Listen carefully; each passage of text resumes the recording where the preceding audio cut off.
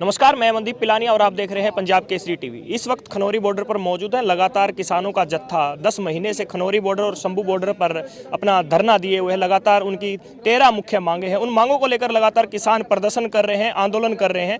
Khanauri border पर हमारे साथ जगदीश सिंह डल्लेवाल के बेटे और किसान नेता अभिमन्यु कुआड़ है। उनसे बात करते हैं इस आंदोलन को लेकर। पहले तो जगदीश सिंह डल्लेवाल के लड़के हैं, उनसे बात करते हैं। आपके पिता लगातार अनशन कर रहे हैं, 18वां दिन आज है, तो स्वास्थ्य लगातार उनका डाउन होता जा रहा है, तो किस प्रकार देखते हैं आप? देखिए, स्वास्थ्य एक मतलब कि अप एंड डाउन होना वो टेम्परेरी चीज़ है, वो कोई परमानेंट नहीं है। जैसे मैंने आपको बताया कि वो जैसे ही मालिक मतलब मेहर करे हम ये मोर्चा जीते, वो रिकवर कर जाएंगे। इतनी कोई हमको उस चीज़ का नहीं है। जो इम्पोर्टेंट है, जो मतलब कि चीज़ मैटर करती है, वो है उनका जज्बा। वो डे वन से देखिए अब तक देखिए वो एक जगह पे मेंटेन है, वो नहीं डाउन हुआ है, वो इम्पोर्टेंट है। सेहत का मतलब कि इशू है, ज़रूर है, लेकिन अगर देखें तो इस टाइम पे इम्पोर्टेंट उससे भी ज़्यादा जो है कि वो है प्रोटेस्ट। हमारा मोर्चा, हमारी मूवमेंट, हमारे किसानी की ज़रूरतें, हमारे किसानी का जो एक तरह से नैया पार लगाने की है ना, जो मांगे हैं वो इम्पोर्टेंट हैं। सेहत है जो वो पीछे रह जाता है, जहाँ मतलब कि इतने ज़्यादा किसानों की मांगे इम्पोर्टेंट हो जाती हैं। इसलिए वो इतना इम्पोर्टेंट नहीं है कि क्या हो रहा है सेहत के साथ, लेकिन देखना ये है कि केंद्र सरकार आगे का क्या करती है, वो इम्पोर्टेंट ज़्यादा है। लगातार डॉक्टर भी चिंता जाहिर कर रहे हैं, इनकी किडनी खराब हो सकती है। जींद प्रशासन ने और अम्बाला प्रशासन ने संगरूर डीसी को एक पत्र लिखा है कि डॉक्टरों की टीम मुहैया किया जाए, उनके स्वास्थ्य को लेकर चिंता जाहिर की जा रही है। डॉक्टर तो हैं, डॉक्टर से ऐसी कोई दिक्कत नहीं है कि डॉक्टर नहीं है। डॉक्टर्स हैं और 24/7 डॉक्टर यहीं पे हैं, लेकिन वो हमारे ऊपर है ना कि हमने इलाज लेना है कि नहीं लेना, वो तो हमारे ऊपर है ना। जहाँ आमरण अनशन का क्या मतलब हुआ, यही मतलब है ना कि वो मतलब कि अपनी मौत तक ये अनशन रखेंगे, है ना। जब तक जो गवर्नमेंट है, जो भारत सरकार है, वो मांगे नहीं मानती, तब तक वो अनशन चलेगा। वो अब ये बहाने के किसी और प्रशासन को बोलना या किसी और को बोलना, ये बहाने बंद करे बनाने, सीधा मांगों पे बात करे, मांगे माने। और इलाज के लिए हम बहुत हैं, ये भाई हैं और भी हैं, हम खुद इलाज करवा लेंगे। हम इतने सक्षम हैं कि हम इलाज करवा लें अपने मतलब के पिता का। लेकिन जो बात इम्पोर्टेंट है वो है कि मांगे माने। आप उनके बेटे हैं, आज 18वां दिन है, लगातार हर दिन आगे बढ़ता जा रहा है, स्वास्थ्य भी कमज़ोर होता जा रहा है। आप क्या चाहते हैं? अनशन लगातार चलना चाहिए? अनशन देखिए वो मतलब कि जथेबंदी की चीज़ है ना। मेरा जो है कि जितना हक मेरा है वो मैं अदा कर रहा हूँ, एक किसान और एक किसान नेता का बेटा होने का, कि मैं यहाँ पे हूँ, ठीक है। जो मतलब कि अनशन आगे जाने का है वो जाएगा। आमरण अनशन इसीलिए ही उसका नाम है कि जब तक मृत्यु नहीं हो जाती अनशन जारी रहेगा। लेकिन ये इम्पोर्टेंट है कि गवर्नमेंट कब ख़त्म करवाती है। गवर्नमेंट मांगे मान ले, अनशन ख़त्म हो जाएगा। लेकिन अगर नहीं कोई ऐसी उनके विचार है कि कुछ ऐसा वैसा कर लेंगे, तो ये उनको मैं साफ साफ बता दूं कि यहाँ से जिस दिन जाएंगे उस दिन हम ये आंदोलन जीत के जाएंगे। तब तक जो मर्जी उनके दिल में है वो कर ले, जो भी उनको दिमाग में है कोई कीड़ा वो निकाल ले, हम यहाँ से नहीं हिलने वाले। अभी उन्हें जिस प्रकार एक बेटा अपने बाप के प्रति इतना हौसला दिखा रहा है कि लगातार अनशन जारी रहना चाहिए, सरकार की तरफ से कोई आगे कदम बढ़ाया गया बातचीत के लिए? देखो, सरकार की तरफ से कोई बातचीत की कोशिश नहीं करी गई है, और मुझे ये कहने में कोई संकोच नहीं है कि आज़ाद भारत के इतिहास में शायद इतनी संवेदनहीन और बेशर्म सरकार कोई और हुई नहीं होगी। देश का पेट भरने वाला अन्नदाता 18 दिनों से भूखा है, लेकिन उससे सिर्फ बात भी नहीं करी जा रही उससे। कल प्रधानमंत्री जी को जगदीश सिंह डल्लेवाल जी ने अपने खून से हस्ताक्षरित चिट्ठी भेजी, जिसमें उन्होंने सारे सवाल किए प्रधानमंत्री से कि आपने 2011 में हमसे क्या वादा किया था।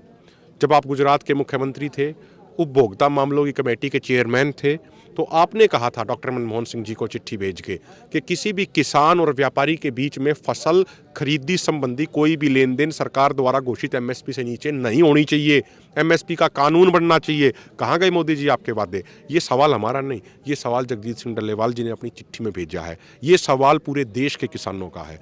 उसके बाद उन्होंने पूछा कि 2014 के लोकसभा चुनाव के प्रचार के दौरान मोदी जी कहते थे मैं प्रधानमंत्री बना तो पहली कलम से स्वामीनाथन आयोग का C2+50% फार्मूला लागू करूंगा। लेकिन 2015 में यही सरकार सुप्रीम कोर्ट के अंदर एफिडेविट देती है कि हम इस फार्मूले को लागू नहीं कर सकते, हमारा बजट बिगड़ जाएगा। लेकिन दूसरी तरफ संसद में खड़े होकर स्वीकार करते हैं कि अपने कार्यकाल के पहले 9 साल में 14,56,226 करोड़ रुपए का कर्जा बड़े बड़े कॉर्पोरेट घरानों का माफ कर दिया। 2018 में चीमा मंडी में 32 दिन धरना देने के बाद सरदार जगजीत सिंह डल्लेवाल जी और अन्ना हजारे जी दिल्ली के रामलीला मैदान में आमरण अनशन पे बैठे। उस आमरण अनशन को खत्म कराते समय सरकार ने प्रधानमंत्री कार्यालय की तरफ से लिखित चिट्ठी दी, जिसमें यह लिखा गया, केंद्रीय कृषि मंत्री राधा मोहन सिंह जी और देवेंद्र फडणवीस जी उस समय आए थे, डॉक्टर जितेंद्र सिंह जी के साइन थे कि अगले 3 महीने में C2+50% फार्मूला लागू कर देंगे। लेकिन 6 साल हो गए, अब तक तो कोई लागू हुआ नहीं, मजबूरी वश अनशन करना पड़ रहा है। 2021 वाला आंदोलन खत्म होते समय क्या कहा सरकार ने कि हर किसान को MSP सुनिश्चित करेंगे। सुनिश्चित करने का मतलब क्या होता है, अंग्रेजी में उसको एंश्योर करना बोल देते हैं। MSP का जिक्र किया, हरियाणा में मंत्री आए दिन कहते हैं कि 24 फसलों पर हरियाणा की बीजेपी सरकार MSP दे रही किसानों को। मैं एक बात आपके माध्यम से पूछना चाह रहा हूं, आपका बड़ा प्लेटफॉर्म है और मेरी उम्मीद है आप एक बहुत लड़ाकू पत्रकार भी हैं, ईमानदार पत्रकार हैं, मौका मिले तो हमारी तरफ से एक सवाल जरूर पूछ दीजिएगा हरियाणा के मुख्यमंत्री और हरियाणा के कृषि मंत्री जी से कि मुख्यमंत्री जी, क्या कोई भी स्टेट गवर्नमेंट किसी फसल का MSP डिक्लेयर कर सकती है? क्या किसी भी स्टेट गवर्नमेंट के पास ऐसी संस्था है, चाहे पंजाब गवर्नमेंट हो, चाहे हरियाणा गवर्नमेंट हो, चाहे यूपी गवर्नमेंट हो, जो MSP किसी फसल का डिक्लेयर कर दे? नहीं कर सकती। MSP डिक्लेयर करा जाता है CACP, commission on agriculture cost and prices, एक संस्था है जो केंद्र सरकार के अंडर आती है। वो साल में 2 बार फसलों का MSP डिक्लेयर करती है। माननीय नायब सैनी जी ने अगर नहीं पढ़ा हो तो उनके पास चिट्ठी भेज दूंगा। 6 फरवरी 2024 को प्रेस इंफॉर्मेशन ब्यूरो जो भारत सरकार की तरफ से भारत सरकार का बयान जारी करती है, उसकी प्रेस रिलीज है 6 फरवरी 2024 की कि CACP ने इस साल 22 फसलों का MSP घोषित कर दिया है। 23वां जो गन्ने की फसल है उसका MSP नहीं, उसका FRP होता है। स्टेट गवर्नमेंट उसमें कुछ जोड़ के SAP बोल दिया जाता है, तो 22 + 1 23 हो गए। 23 फसलों की ही एक तय कीमत घोषित करी जाती है सरकारों द्वारा। ये कह रहे हैं हम 24 पे दे रहे हैं। अरे 24 में कहां से ले आए? अरे झूठ बोलो, लेकिन एक लिमिट में बोलो।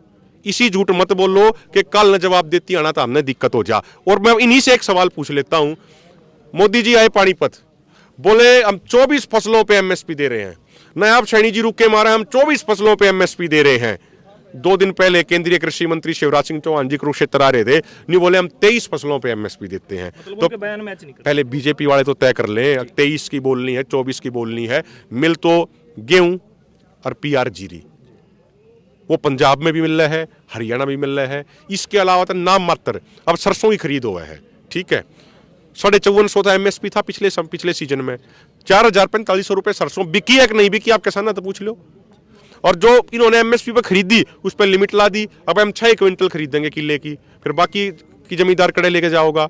तो ये सिर्फ बाजरे पे भी ये इन्होंने शर्त लगा दी, भाई हम तो 6 क्विंटल खरीदेंगे। इन्होंने 3-3 किलो बाजरा उल्टा भेजा है मंडिया में तय। तो ये सिर्फ गेहूं और PR जीरी, और उसमें भी पंजाब हरियाणा में आपकी बार किसान की कितनी बयान माटी हुई, किसान कितने दुखी हुए, वो सब ने देखा है। भाजपा के मंत्री ये भी कह रहे हैं, मुख्यमंत्री भी कह रहे हैं कि आंदोलन केवल पंजाब तक सीमित है, पंजाब का आंदोलन है, इसमें हरियाणा के लोग शामिल नहीं है। लगातार हरियाणा के जो किसान नेता हैं, खाप नेता, वो भी बयानबाजी कर रहे हैं। देखो, मैं एक बात पूछना चाह रहा हूँ। 13 फरवरी को जब ये आंदोलन शुरू हुआ था तो उस समय हरियाणा में 50,000 की पैरामिलिट्री फोर्स पर क्यों लगाई थी? या सिर्फ ऐसे ही घूमने के लिए बुलाई गई थी? वो आंदोलन कुचलने, आंदोलन दबाने के लिए ही बुलाई गई थी ना। यहाँ खनौरी बॉर्डर के नज़दीक गांव पड़ता है खरड़। खरड़ में एक यूनिवर्सिटी है, सारे हॉस्टल खाली करा के सारी फोर्स तय भर दिए थे कि नहीं भर दिए थे? गाँव में इन्होंने जाकर पासपोर्ट रद्द करने की धमकी दी थी या नहीं दी थी? वो वीडियो आपने भी देखी होगी। इन्होंने जमीन कुर्की करने की धमकी दी थी या नहीं दी थी?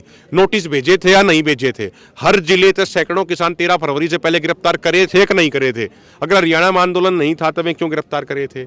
हरियाणा में बड़ी बड़ी पंचायतें उचाना में हुई, कैथल में हुई, अम्बाड़ा में हुई, कुरुक्षेत्र में हुई, हिसार में हुई, सब जगह वहाँ पंचायतें हुई। तो फिर उड़े थे किसान खड़े थे आगे। तो ये जो बात है, ये बयानबाजी करते हैं, ये बंदूक के दम पे आंदोलन को कुचलने का प्रयास कर रहे हैं। लगातार किसान दिल्ली जा रहे थे, ट्रैक्टर ट्रॉली से जा रहे थे पहले, लेकिन मंत्रियों के कहीं ना कहीं बयानबाजी आते थे, किसान पैदल जा सकते हैं, ट्रैक्टर ट्रॉली लेकर नहीं जा सकते। 101 किसानों का जत्था जब जाता है तो उनको रोका जाता है। अब कल फिर जाने की तैयारी कर रहे हैं किसान। देखो, ये तो सरकार का चेहरा चरित्र उजागर हो गया। सरकार कहती थी भाई हमें किसानों से नहीं, हमें ट्रैक्टरों से दिक्कत है। ट्रैक्टर ट्रॉली छोड़ के जाने लगे, जब भी रोक दिए उनके ऊपर क्या जाती हुई वो सब ने देखी। तो इसलिए ये ट्रैक्टर ट्रॉली तो बहाना है, असल में सरकार किसानों को देखना पसंद नहीं करती। आज राकेश टिकैत आए हैं तो कितना आंदोलन को मजबूत मानते हैं आप? देखो, पूरे देश के किसानों की नज़र इस आंदोलन पे है। पूरे देश के किसानों की नज़र सरदार जगजीत सिंह डल्लेवाल जी की तबीयत पे है। पूरे देश के किसानों की नज़र संयुक्त किसान मोर्चा, गैर राजनीतिक और किसान मजदूर मोर्चा, दोनों मोर्चों पे है। जो भी हमारे सम्मानित साथी आज आए हैं, राकेश टिकैत जी आए हैं, अन्य हमारे बहुत सम्मानित साथी आए हैं, लखोवाल साहब आए हैं, रतनमान जी आए हैं और बहुत सारे संगठन आए हैं, बहुत सारे संत महापुरुष आए हैं, बहुत सारे राजनेता आए हैं। हम सबका सत्कार करते हैं, हम सबका सम्मान करते हैं। वो डल्लेवाल साहब की तबीयत का हालचाल पूछने आए, अपना सहयोग समर्थन देने आए, वो सर माथे पे आखिरी है। सवाल है मेरा, लगातार अनशन जारी है डल्लेवाल जी का, अगर कुछ ऐसा होता है तो कोई बड़ा फैसला लेंगे किसान? देखिए, मुझे लगता है कि एक किसान की, एक किसान नेता की अगर जिंदगी लोगों के लिए लड़ते हुए आमरण अनशन पे बैठे हुए चले जाए, मुझे लगता है उससे कोई बड़ा फैसला और कोई हो नहीं सकता।